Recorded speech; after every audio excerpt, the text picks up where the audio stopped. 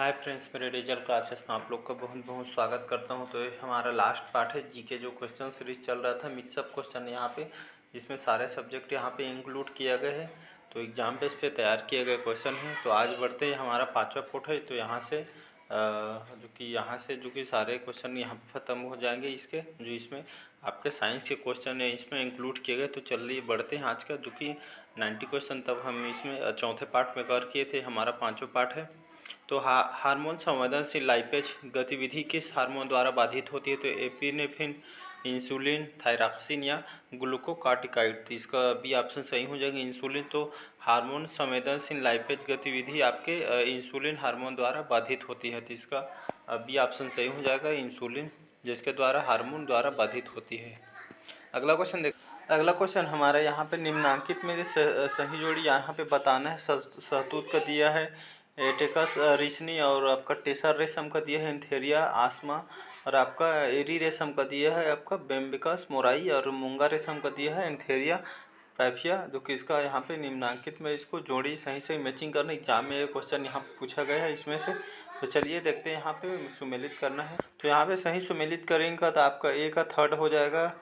आपका जो टसर रेशा आपका जो कि बाम्बिकस मोराई से संबंधित है, और आपका एरी रेशा, तो आपका एरी रेशा जो कि यहाँ आपके एंथेरिया पैफिया से जो कि रिलेटेड रखता है, संबंधित रखता है। एरी रेशा याद रखें, एंथेरिया जो कि पैफिया से संबंधित है। इसके बाद आते हैं एरी रेशम से आपका फर्स्ट आ जाएगा एटिकस रिसनी।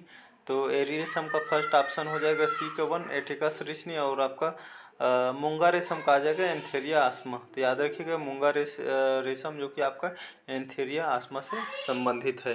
तो इसका आपका ए का थर्ड, और बी का 4, और सी का 1, और डी का 2 इसका सही आंसर हो जाएगा। अगला क्वेश्चन बढ़ते हैं।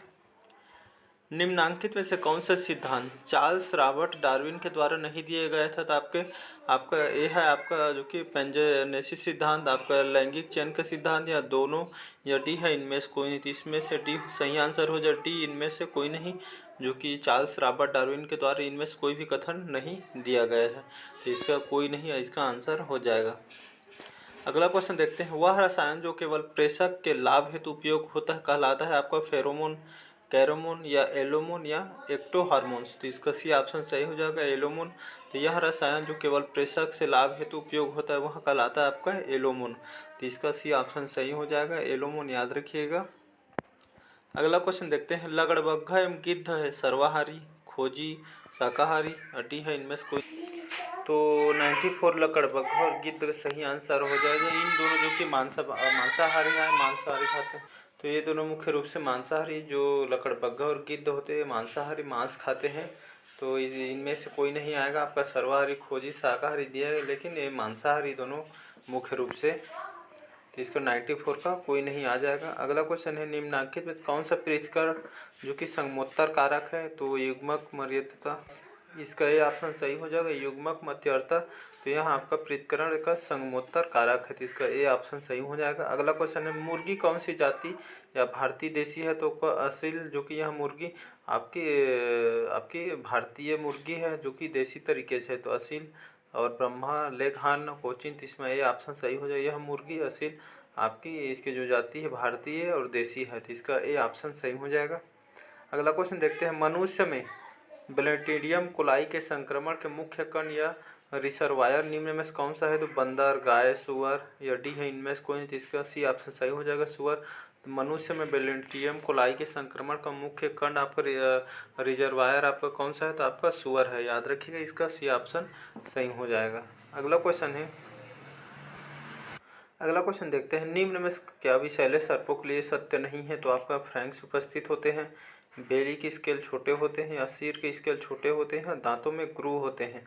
तो इसका बी ऑप्शन सही हो जाएगा, बेली के स्केल छोटे होते हैं। इसमें से विषैले सर्पों के लिए यहाँ पे सत्य नहीं है। तो आपका बेली के स्केल छोटे होती है, आपका कथन सत्य है।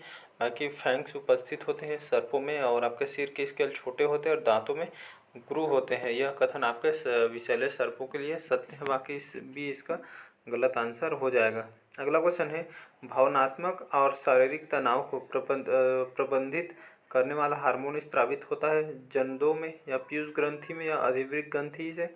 या थायराइड ग्रंथि से, इसका सी ऑप्शन सही हो जाएगा। अधिविक ग्रंथि से, जो कि भावनात्मक और शारीरिक तनाव को प्रबंधित करने वाला हार्मोन स्रावित होता है आपके अधिवृक्क ग्रंथि से, तो याद रखिएगा इसका सी ऑप्शन सही हो जाएगा। अगला क्वेश्चन देखते हैं, कौन सी विषाक्तता मैग्नस लक्षण दिखाती है? तो शराब, चरस, कोकीन, एक्टेसी, तो इसका सी ऑप्शन सही हो जाएगा कोकीन। तो यहाँ कोकीन आपका विषाक्तता मैग्नस लक्षण दिखाती है, तो कौन सा आपका, तो कोकीन इसका सही आंसर हो जाएगी, क्योंकि आपका विषाक्तता या मैग्नस लक्षण दिखाती है, तो इसका सी ऑप्शन सही हो जाएगा। अगला क्वेश्चन देखते हैं, एक स्वस्थ मनुष्य में हृदय स्पंदन के दौरान लब डब हृदय ध्वनि उत्पन्न होने का कारण है, तो इसका सी ऑप्शन सही हो जाएगा ट्राइकस्पिड तथा सेमिल्यूनर कपाट के बंद होने के कारण, जो कि एक स्वस्थ मनुष्य में हृदय स्पंदन के दौरान लब डब हृदय ध्वनि उत्पन्न का मुख्य कारण है आपका ट्राइकस्पिड तथा सेमिल्यूनर कपाट के बंद होने का कारण है, तो इसका सी ऑप्शन सही हो जाएगा। कई बार एग्जाम में पूछा क्वेश्चन, याद रखिए सी ऑप्शन सही हो जाएगा। अगला क्वेश्चन देखते हैं,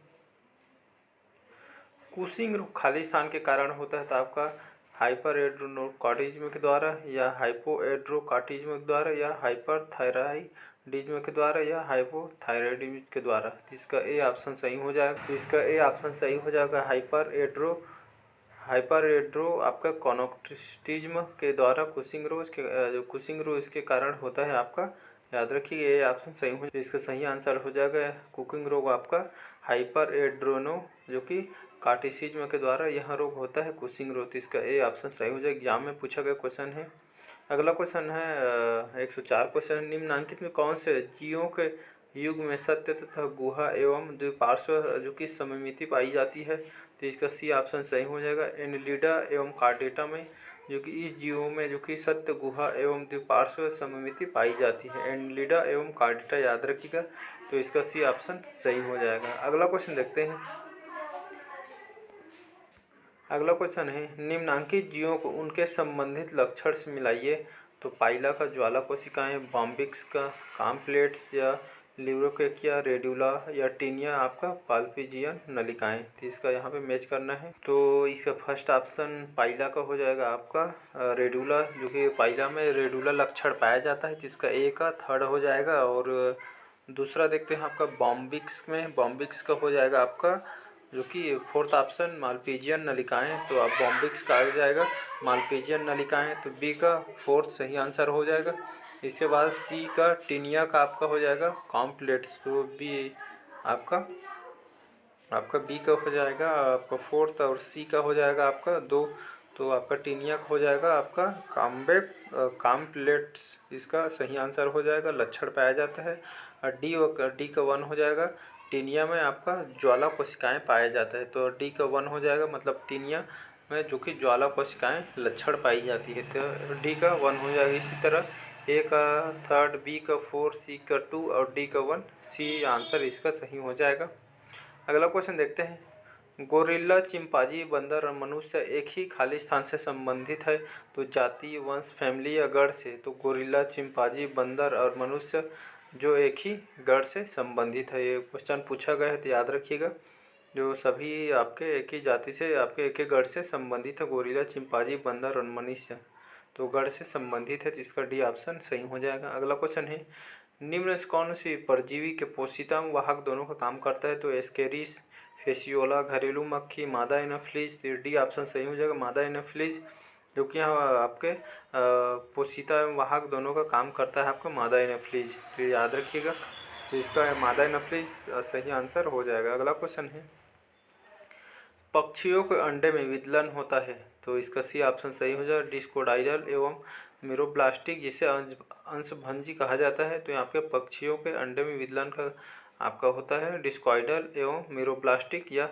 जो कि अंशभंजी कहते हैं, तो इसका सी ऑप्शन सही हो जाएगा। अगला क्वेश्चन देखते हैं, निम्नलिखित कौन सा पॉलीसैकेराइड, तो इसमें से आपका और बी है ग्लाइकोसाइडिक बंध बनाता है, तो इसमें से स्टार्च, ग्लाइकोजन, डेक्स्ट्रिन और सेलुलोज, तो इसका डी ऑप्शन सही हुआ सेलुलोज, तो आपका पॉलीसैकेराइड बी और ग्लाइकोसाइडिक बंध बना होता है आपका सेलुलोज का, तो इसका आपका डी सेलुलोज सही आंसर हो जाएगा। अगला क्वेश्चन देखते हैं, स्टेरॉइड हार्मोन्स होते हैं तो इसमें एड्रिनल और आपके कार्टेक्स द्वारा उत्पादित होते हैं। तो याद रखिए स्टेरॉइड हार्मोन्स होते हैं वह हम होते हैं जो कि इसमें एड्रिनल कार्टेक्स द्वारा उत्पादित होते हैं, उसे स्टेरॉइड हार्मोन्स कहलाते हैं। अगला क्वेश्चन देखते हैं, जीनोम से तात्पर्य है। तो जीनोम से क्या तात्पर्य है, तो इसमें युग्मक में उपस्थित कुल जीन्स की संख्या जो कि इसमें पाया जाता है। तो जीनोम से तात्पर्य यह है कि किसी युग्मक में उपस्थित कुल जीन्स की संख्या के जो कि जीनोम से तात्पर्य है। तो इसका सी ऑप्शन सही हो जाएगा। अगला क्वेश्चन है 112 क्वेश्चन। तो अगला क्वेश्चन हमारा, इवान पावलो द्वारा कुत्ते पर किया गया प्रयोग निम्नांकित घटना को प्रदर्शित करने हेतु किया गया था। तो आपका सशर्त प्रतिवर्त। तो इसका ए ऑप्शन सही हो जाएगी, जो कि आपके इवान पावलो द्वारा कुत्ते पर किए गए प्रयोग था आपका सशर्त प्रतिवर्त, जो इसकी घटना को आपके प्रदर्शित करने हेतु किया गया था। तो इसका सशर्त प्रतिवर्त सही आंसर हो जाएगा। अगला क्वेश्चन है, हुकवर्म के संक्रमण से किसकी कमी होती है। तो आप ही लोहा की कमी होती है। याद रखिए हुकवर्म के संक्रमण से किसकी कमी पाई जाती है, तो लोहा की कमी पाई जाती है। तो इसका बी ऑप्शन सही हो जाएगा। अगला क्वेश्चन है 114, ओफोटाक्सिमिया संबंधित है किससे संबंधित है, तो सर्प के विष की विषाक्तता से संबंधित है। याद रखिए ओफोटाक्सिमिया संबंधित है आपके सर्प के विष की विषाक्तता से संबंधित है। तो इसका 114 का बी आंसर सही हो जाएगा। अगला क्वेश्चन देखते हैं, निम्नांकित में किसके कारण आपका इम्यूनोडिफिशियंसी हो सकता है। तो जीन उत्परिवर्तन, संक्रमण, कुसाड़, उपरोक्त सभी। तो इसका डी ऑप्शन सही हो जाएगा, उपरोक्त सभी। तो इससे आपके जीन उत्परिवर्तन, आपका संक्रमण और कुपोषण से आपका इसके कारण आपके इम्यूनोडिफिशियंसी हो सकता है। तो याद रखिए ए, बी और सी से आपका इम्यूनोडिफिशियंसी हो सकता है।